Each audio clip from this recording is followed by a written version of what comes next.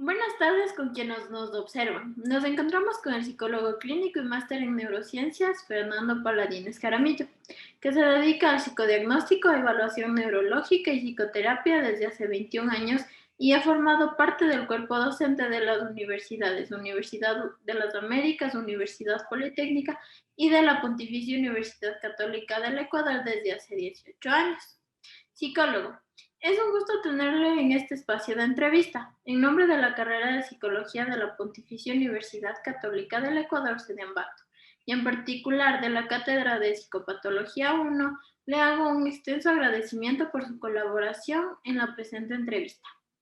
A continuación, le haré una serie de preguntas relacionadas con el tema trastornos de la identidad sexual. La primera pregunta es, la literatura menciona que la identidad sexual es aquella convicción que tiene una persona de pertenecer a uno de los dos sexos definidos.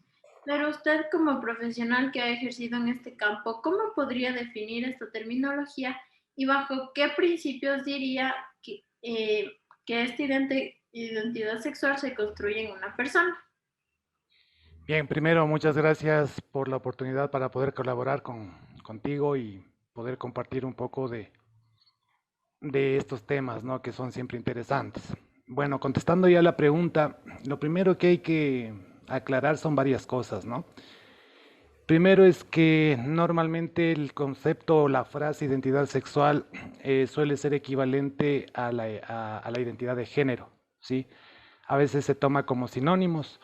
Algunos psicólogos hacen ciertas distinciones, otros no lo hacemos, ¿no? Entonces, para la entrevista creo que vamos a tomar los dos términos como que fuesen sinónimos, ¿sí? Identidad sexual e identidad de género. Ahora, ¿cómo se construye, atendiendo a tu pregunta, ¿no? ¿Cómo se construye la identidad sexual? Bueno, la identidad sexual, primero hay que aclarar, es parte de un aspecto de la personalidad que es mucho más grande, que es la identidad en general, ¿no? Parte de esa identidad es la identidad sexual, ¿no? También hay que aclarar que la identidad sexual, o mejor dicho, haciendo un poquito de rodeo, ¿cómo determinamos que una persona tiene un sexo A, B, C? ¿Sí? ¿Qué pasa con la persona cuando nace, cuando se está haciendo en la etapa embrionaria, en la etapa fetal, sobre todo en la etapa embrionaria? Bueno, lo que pasa es que las personas no solamente tenemos un sexo. Estamos acostumbrados a pensar que las personas somos varones porque tenemos un pene o que somos mujeres porque tenemos una vagina. Y sí, en parte hay razón, claro, pero eso es incompleto, porque el pene y la vagina es lo que llamamos el sexo genital, pero nosotros tenemos otros tipos de sexo también que hacen todo o son parte de todo lo que podemos llamar identidad sexual, ¿no?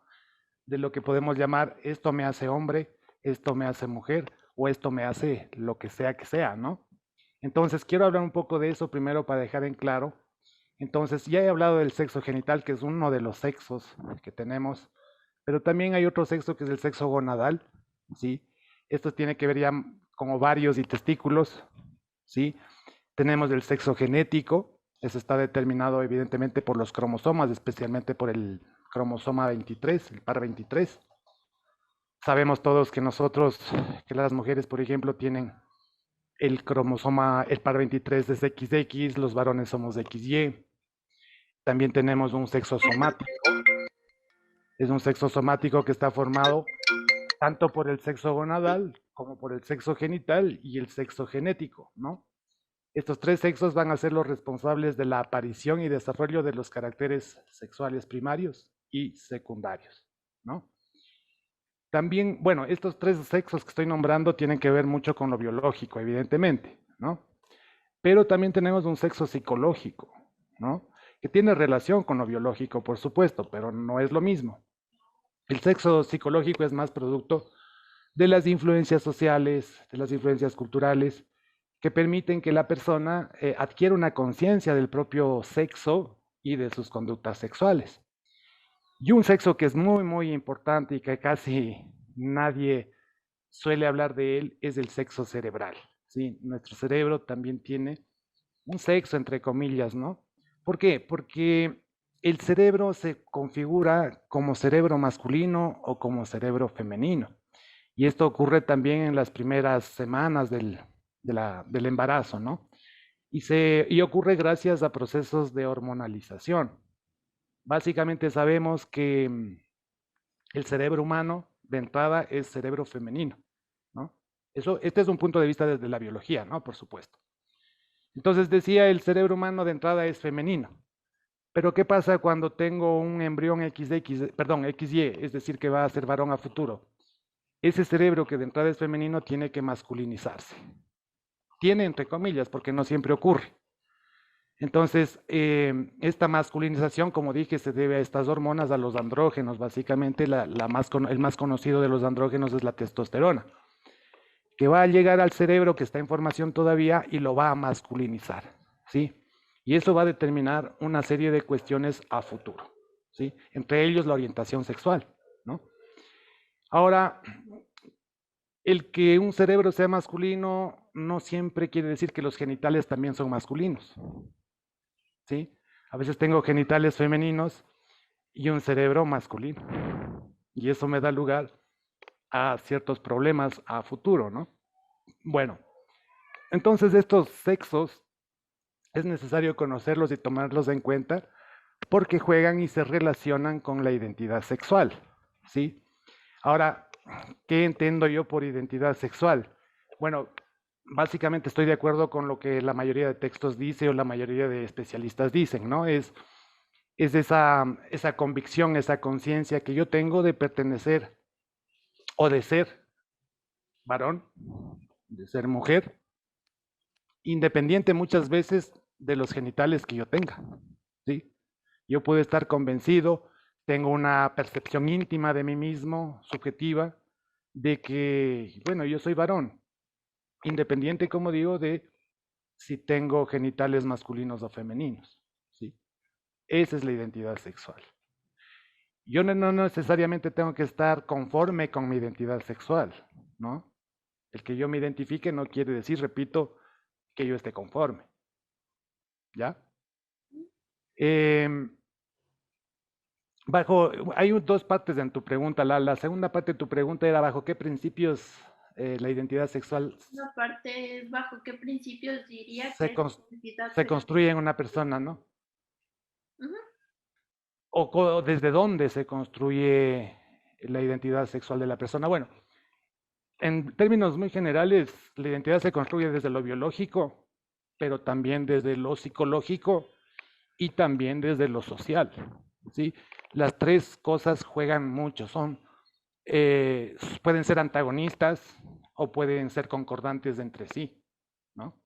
Entonces, hay factores que pertenecen a estos tres grupos, como por ejemplo lo que te dice tu papá, lo que te dice tu mamá, cómo son tus padres cuando te están criando, cómo qué nombre te pusieron, o sea, desde el nombre, ¿no? Si tú te llamas Andrea o Andrés, eso ya te está hablando de una identidad sexual, ¿no? Ya, entonces eso va colaborando con lo que es esta identidad, ¿no? Que es bastante compleja, no es tan fácil como aparentemente podría parecer. Bueno,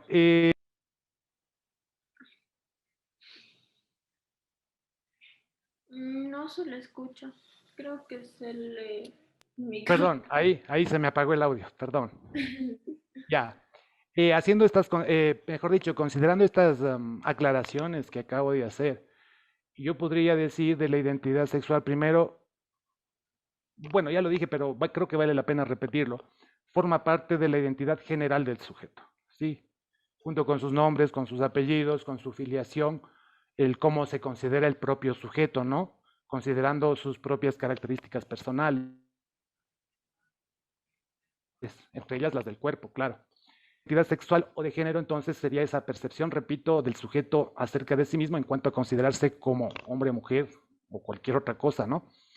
Independiente muchas veces, no siempre, pero A veces esto puede estar independiente de las características sexuales de tipo biológico, ¿no?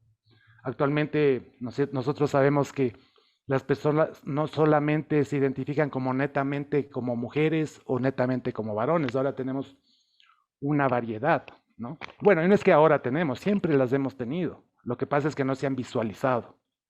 ¿Por qué? Porque la sociedad ha reprimido mucho a las personas para que puedan expresarse. Ahora se puede visualizar más, pero esto siempre existió, ¿ya? Bueno, creo que eso es como contestaría a tu primera pregunta. Sí. Es conocido que la sexualidad es un tema considerado tabú dentro de ciertas generaciones, sobre todo en personas de la tercera edad, a causa de diversos factores como la crianza o el contexto en el que estas personas se han desarrollado. Pero desde su punto de vista como profesional, ¿cómo vive esta población los trastornos de identidad sexual?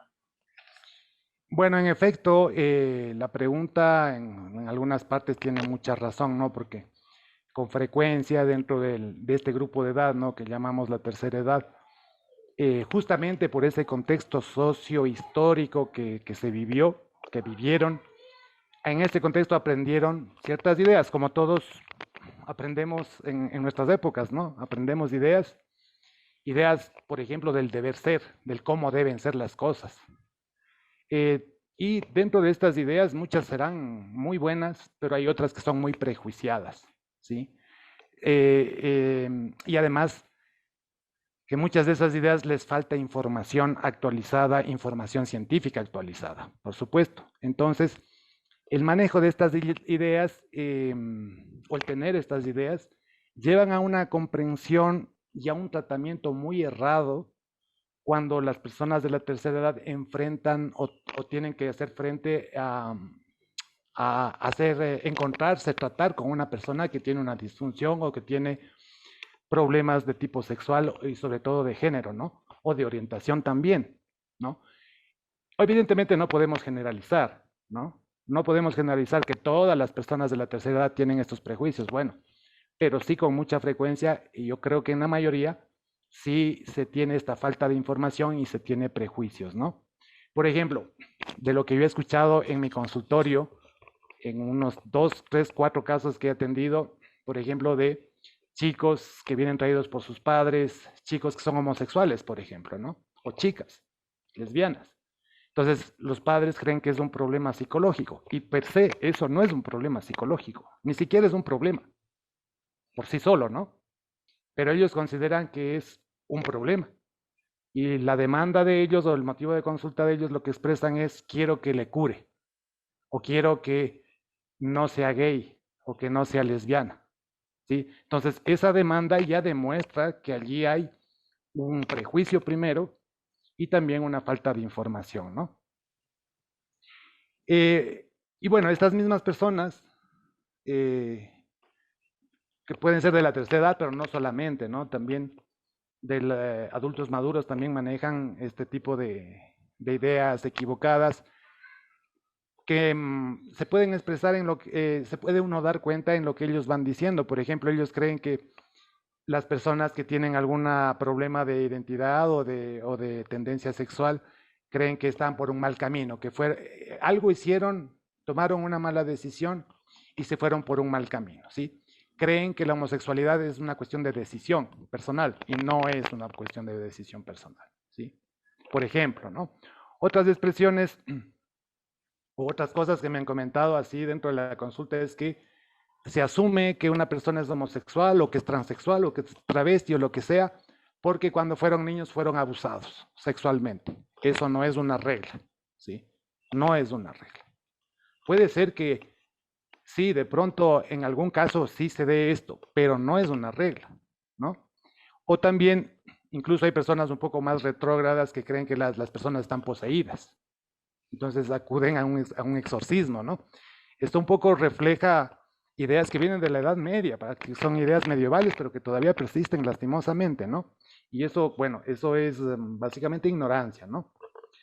Y estoy empleando el término ignorancia no como un insulto, como una cuestión despectiva, sino ignorancia en el sentido que tiene, el no saber, ¿no? El no conocer.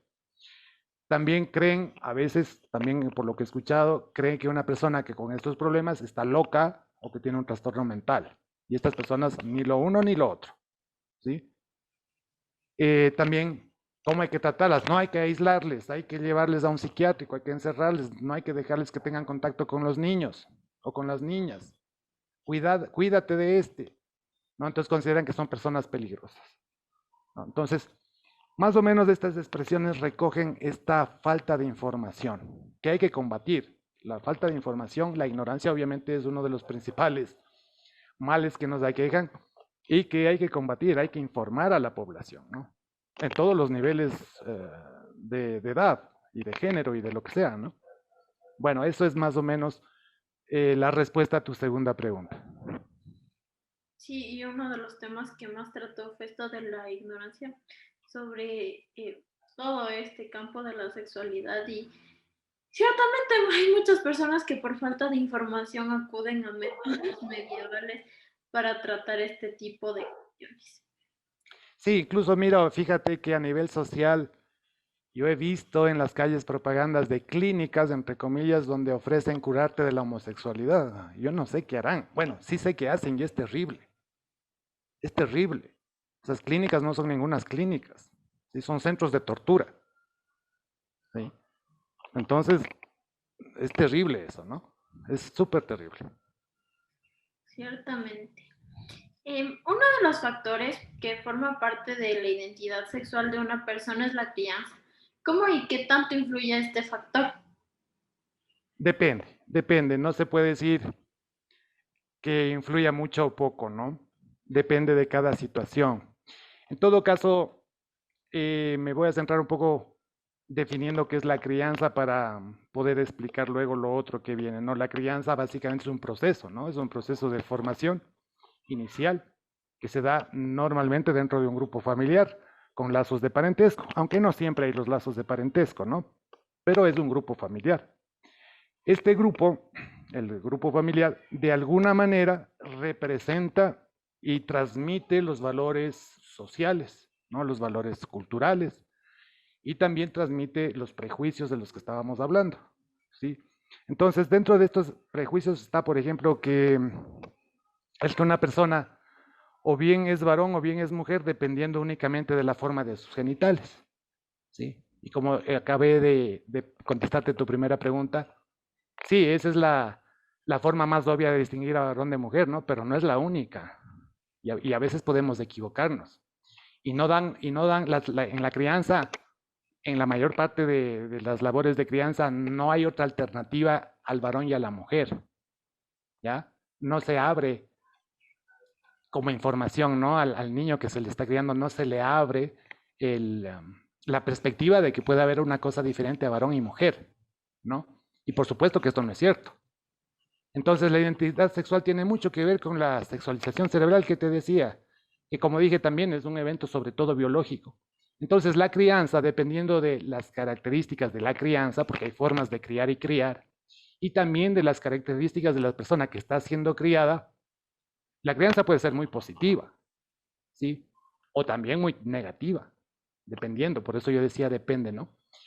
En todo caso, chica, y por investigaciones realizadas desde los años 50 del siglo XX, especialmente hay un experimento que yo te recomiendo que lo veas, está en el internet, es el experimento del doctor John Money, un psicólogo estadounidense, un experimento terrible. Se sabe gracias a este experimento que la identidad sexual está más determinada por la sexualización cerebral que por la crianza, ¿sí? Aunque ciertamente, claro, la crianza también tiene influencia, pero más influencia tiene este proceso de sexualización cerebral. Es decir, hay un fuerte factor biológico ahí, ¿sí? Pero no es el único, no es el único, ¿no? Como te digo, también la crianza tiene su influencia. Eso. Ciertamente. En la actualidad existen diversos tipos de familias, como la familia nuclear, la familia homoparental, la reconstruida, la monoparental, entre muchas otras.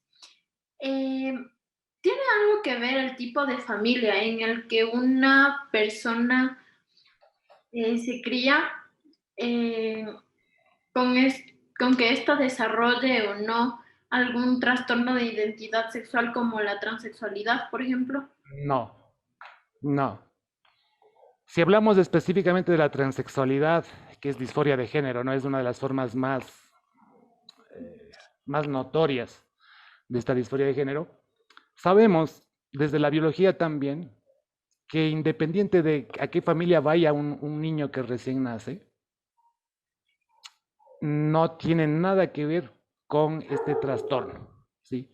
¿Por qué? Porque la transexualidad, la frase que las personas que son transexuales, que sufren de transexualidad, la frase típica que todos dicen es, estoy en el cuerpo equivocado, ¿sí? Yo soy hombre y estoy atrapado en un cuerpo de mujer, o viceversa. Yo soy mujer y estoy atrapado en un cuerpo de un hombre. La pregunta es, ¿por qué dicen eso? ¿De dónde les sale que ellos son mujeres? Porque se autoobservan y porque tienen un cerebro que en determinado momento se hizo masculino, por ejemplo, pero se le asignó, la genética le asignó unos genitales femeninos o viceversa. Entonces no correspondió el sexo cerebral con el sexo genital. Y eso va a ser así, le críes como le críes, ¿sí? No vas a poder cambiar, no lo vas a poder cambiar. A través de la crianza, no, ¿ya?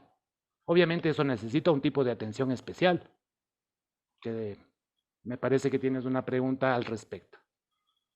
Así que, en definitiva, el tipo de familia no determina la transexualidad. La puede agravar en cuanto a los síntomas psicológicos que esta trae, ¿sí?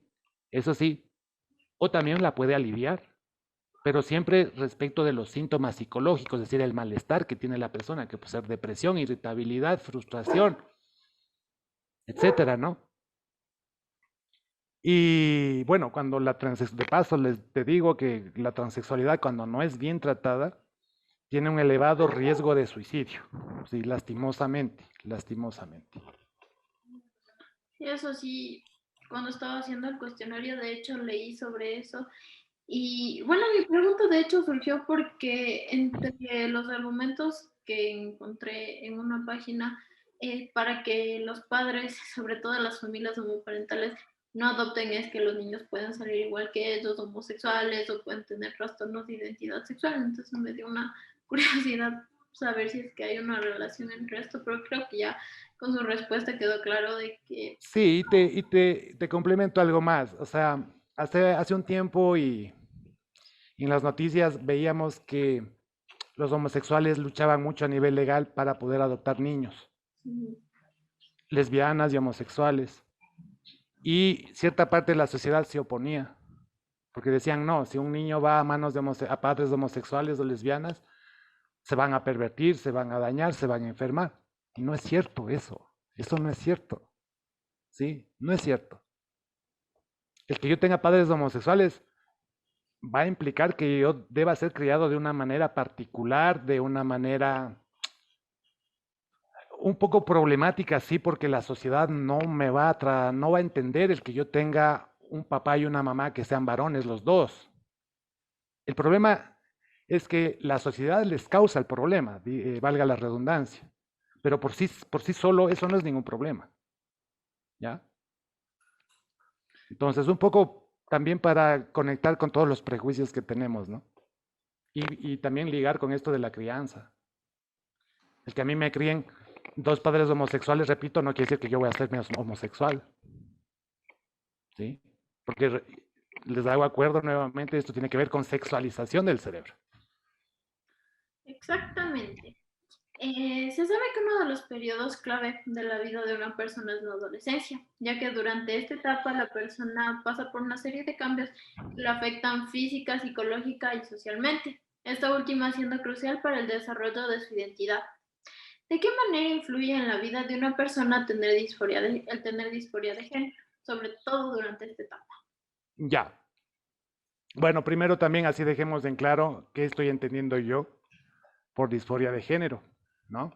Bueno, lo que entiendo yo es obviamente lo que también dice la literatura al respecto, especializada, ¿no? Pero más o menos yo podría decir que la disforia de género implica que una persona no está conforme, no está a gusto con su sexo genital, ¿sí? Y con su sexo biológico, no solamente el genital, ¿no? Pero sobre todo con el genital. O sea, los genitales no encajan con la percepción o identidad que esta persona tiene de sí misma. O sea, yo me considero mujer, pero tengo unos genitales masculinos, no encajan conmigo, ¿no? Pero los tengo. Entonces, yo te decía, ¿no? La queja habitual es que se sienten atrapadas en un cuerpo que no les pertenece, sobre todo a nivel sexual, ¿no? Eh, y también reniegan de los caracteres sexuales primarios y secundarios cuando llega el caso, ¿no? La sociedad a veces, los padres incluso confunden esto con homosexualidad y no es lo mismo, pero a veces se confunde como homosexualidad o lesbianismo. Pero bueno, este tipo de desajuste que experimenta la persona hace que a nivel emocional, a nivel psíquico, experimente, por supuesto, angustia, depresión, irritabilidad, puede llegar a la baja autoestima y dificultades en las relaciones con los demás.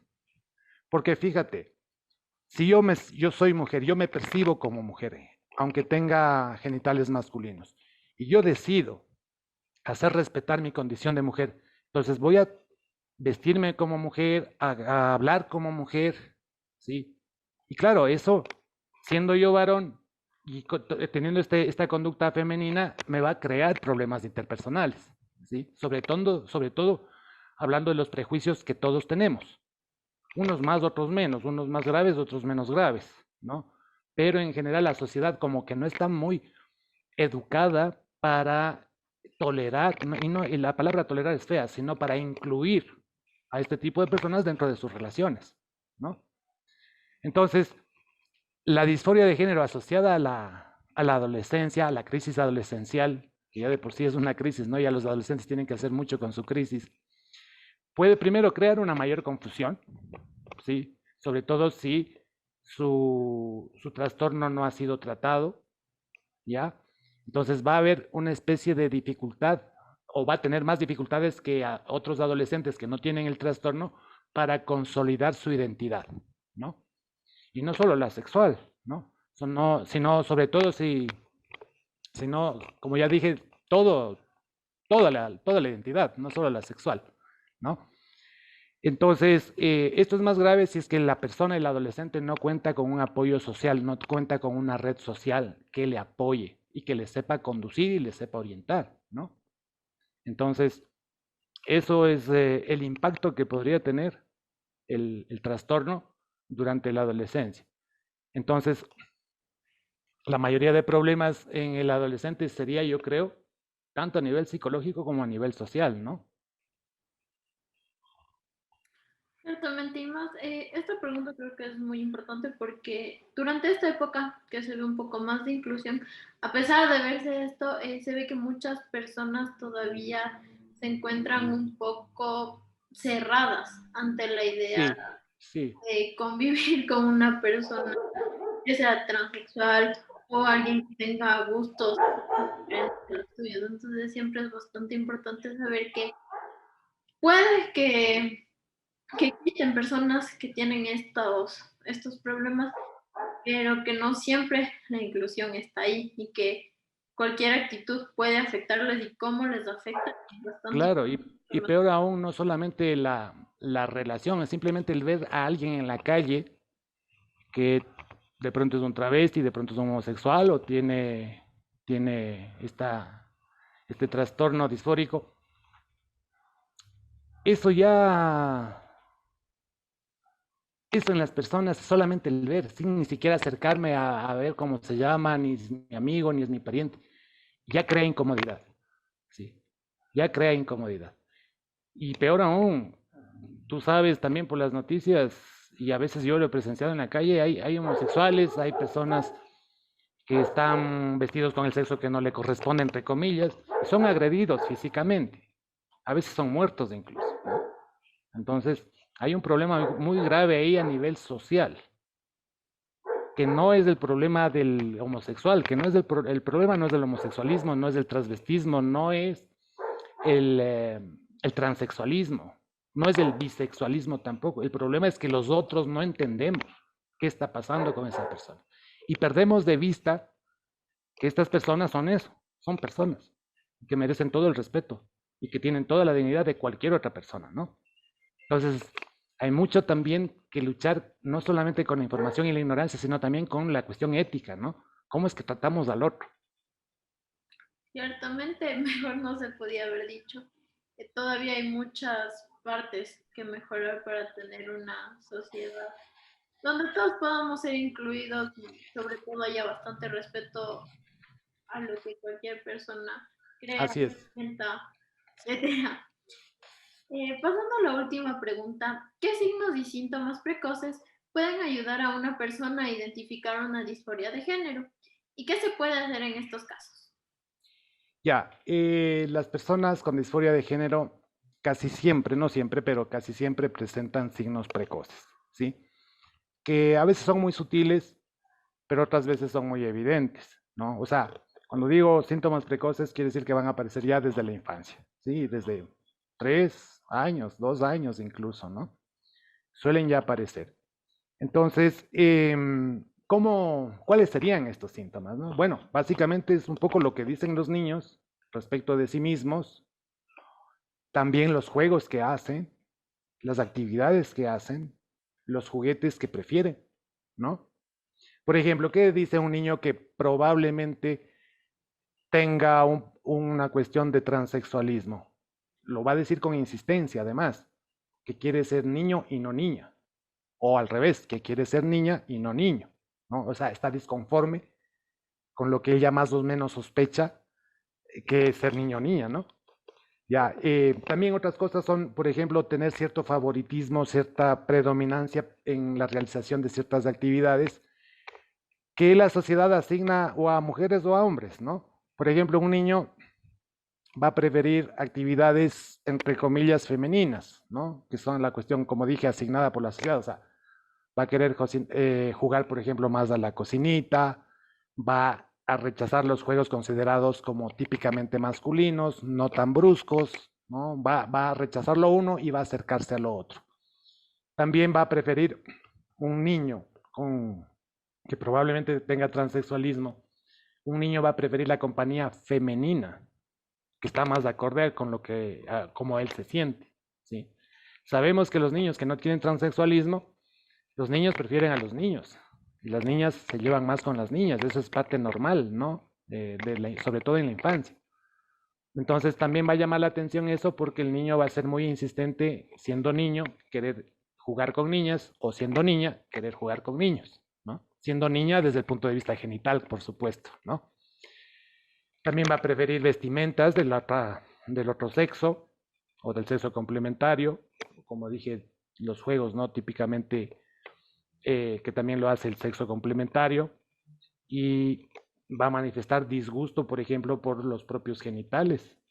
Más tarde, en las adolescentes con transexualidad, pueden manifestar, por ejemplo, disgusto por los pechos, por el que le están creciendo los pechos, ¿no?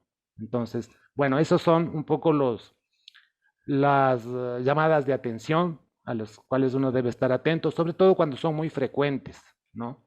Cuando son muy significativos por su frecuencia, son insistentes, ¿no?